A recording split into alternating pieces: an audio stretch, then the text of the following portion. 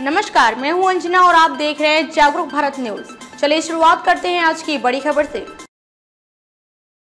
राजस्थान के झुंझुनू जिले के देवीपुरा गांव में किसान परिवार से ताल्लुक रखने वाले विजय सिंह गुर्जर को सूरत डीसीपी की कमान सौंपी। गुजरात कैडर के आईपीएस व जिले के देवीपुरा बनी निवासी विजय सिंह गुर्जर को सूरत डीसीपी की कमान सौंपी गई है। देवीपुरा गांव में किसान परिवार से ताल्लुक रखने वाले विजय सिंह गुर्जर की प्रारंभिक शिक्षा उनके ही गांव के एक सरकारी स्कूल में हुई थी। उनकी पुलिस कांस्टेबल से आईपीएस बनने की कहानी प्रेरणादायक है।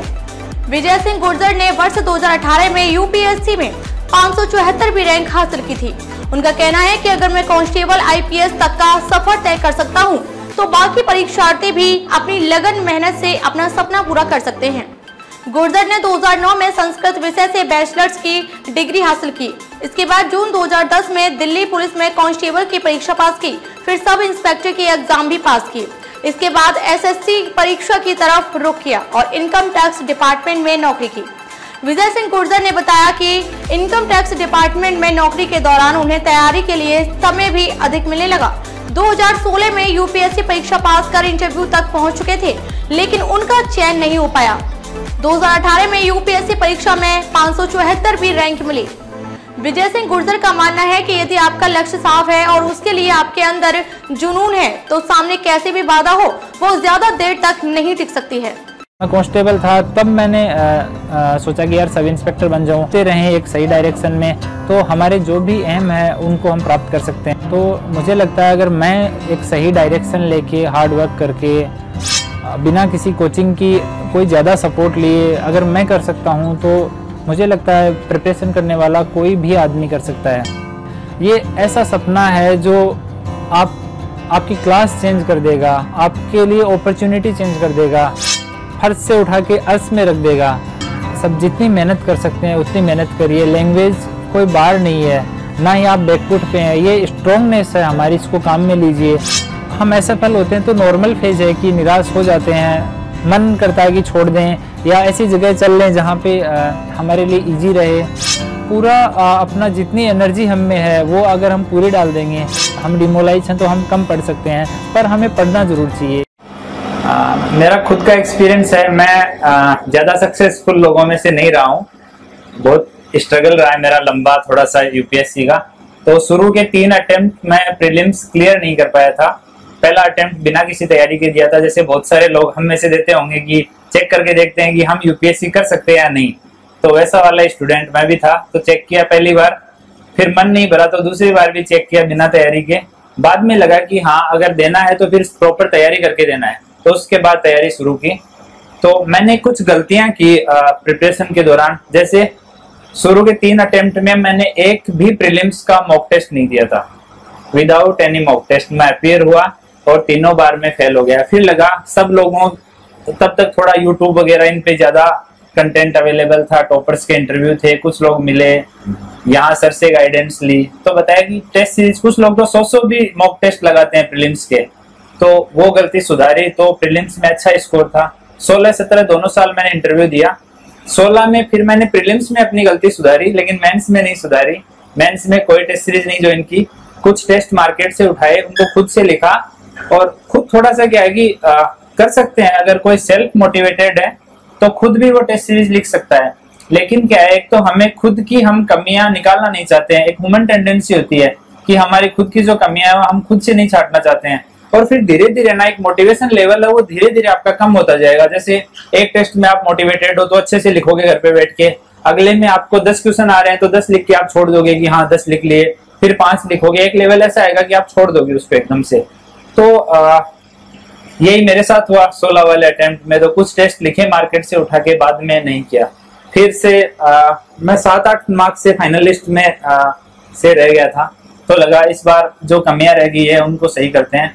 तो 17 में मैंने प्रॉपर टेस्ट सीरीज ज्वाइन की, पहले टेस्ट से लेके और लास्ट टेस्ट तक ईमानदारी से लिखा।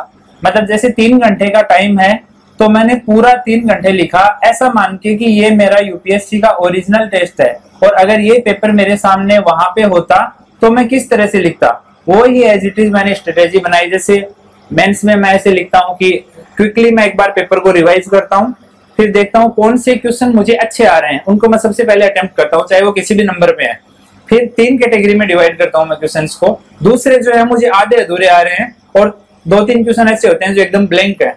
तो सबसे पहले जो सबसे अच्छे आ रहे हैं उनको सही टाइम देके लिखा, बाद में जो बीच वाले क्वेश्चंस हैं उन पे काम किया, और सबसे लास्ट में जो 1-2 जिसमें कि एकदम ब्लफ करना आया पर छोड़ा एक भी नहीं मैंने। यहाँ से ही मैंने ये स्ट्रेटेजी निर्माण से ही शुरू कर दी कि एक सिंगल क्वेश्चन भी छोड़ना नहीं है।